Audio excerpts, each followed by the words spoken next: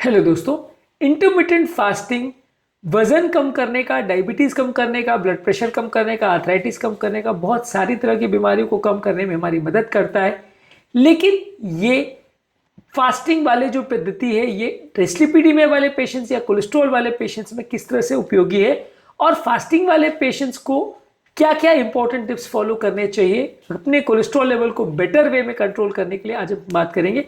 आज हम डिस्कस करेंगे कि यदि किसी व्यक्ति को कोलेस्ट्रॉल का प्रॉब्लम है और वो कोलेस्ट्रॉल भी कम करना चाह रहा है, बिसाइड्स वजन कम करना या डायबिटीज कंट्रोल करना या आर्थराइटिस कम करना, उसके अलावा वो अपने कोलेस्ट्रॉल भी बेटर वे में मैनेज करना चाहता है फास्टिंग द्वारा, तो क्या क्या एक्स्ट्रा चीज़ों को उसे फॉलो करना चाहिए।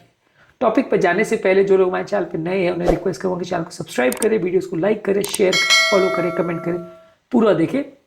टॉपिक इंपॉर्टेंट है इसलिए से एंड तक देखिएगा। चलिए शुरू करते हैं इंपॉर्टेंट वीडियो।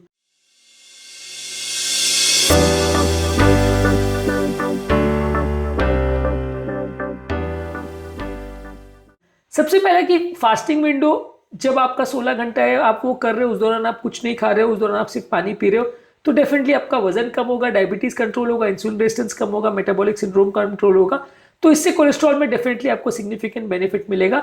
लगभग 20-25% तक का आपको कोलेस्ट्रॉल लेवल्स में बेनिफिट देखने को मिल सकता है यदि आप वजन कम करते हो। तो यदि आप कोई स्पेसिफिक इंस्ट्रक्शन ना भी फॉलो करो तो भी आपको कोलेस्ट्रॉल में सिग्निफिकेंट कुछ फायदा तो देखने को मिलेगा।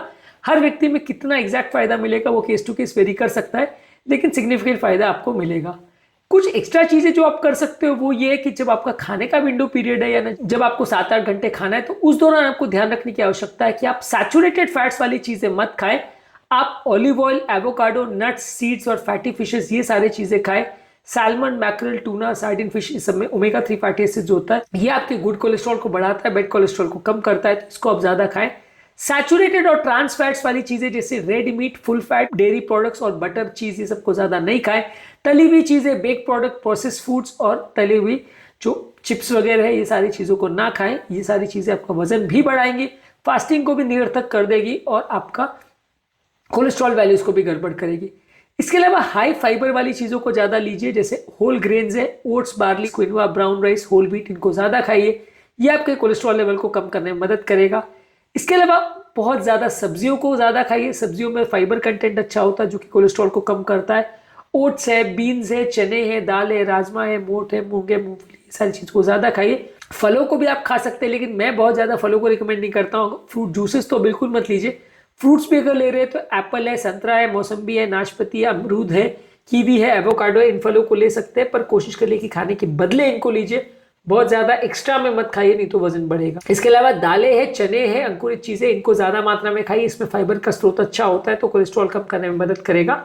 इसके अलावा जो भी खाद्य पदार्थ आपको खा रहे हैं उसमें पोर्शन कंट्रोल करने का ध्यान रखिए, वजन बढ़े नहीं, इसके लिए कोशिश करिए कि जो भी खाद्य पदार्थ खा रहे हैं बहुत ज्यादा मात्रा में नहीं खाए, ओवर ईटिंग मत करिए। इसके अलावा सारे मैक्रो न्यूट्रिएंट्स का विशेष ध्यान रखिए, कार्बोहाइड्रेट्स, फैट्स, प्रोटीन सबको बराबर मात्रा में खाइए, संतुलित वे में खाइए, एक बैलेंस डाइट मेंटेन करिए और विटामिन मिनरल्स पर भी फोकस करिए। इसके अलावा ज्यादा मात्रा में पानी पीजिए और 2 से 3 लीटर पानी पीने से आपकी भूख भी कम होगी, आपका फास्टिंग भी बेटर होगा। शुगर वाले ड्रिंक्स जैसे चाय, coffee, cold drinks, fruit juices, ये सारी चीजों को बिल्कुल बंद रखिए। इसके बदले पानी, हर्बल ट्री या नॉन शुगर कंटेनिंग बेवरेजेस को ले सकते हो। शुगर वाले खाद्य पदार्थ जैसे व्हाइट ब्रेड, पेस्ट्रीज, शुगर वाले स्नैक्स है, रिफाइंड कार्बोहाइड्रेट्स और मैदे की बनी हुई सारी चीजें, इनको बंद रखिए। मैदे की बनी हुई ज्यादातर आइटम्स आपके जो है कोलेस्ट्रॉल कंट्रोल को भी बढ़ाती है, बॉडी का इन्फ्लेमेशन को भी बिगाड़ती है, तो इनको अवॉइड करिए। जो खाद्य पदार्थों में हिडन शुगर्स है इनको भी अवॉइड करिए। कई चीजों में हाई फ्रक्टोज कॉर्न सिरप, माल्टोडेक्स्ट्रीन और माल्टोज ऐसी चीजें होती है जो कि आपका शुगर वैल्यूज को बढ़ाती है। ये शुगर एक्चुअल में चीनी नहीं होता है, लेकिन चीनी से भी ज्यादा खतरनाक होता है और बॉडी में और ज्यादा नुकसान करता है। कई बार लोगों को बिना बताए शुगर फ्री के नाम पे इन सब चीजों को दे दिया जाता है, तो इनको अवॉइड करिए।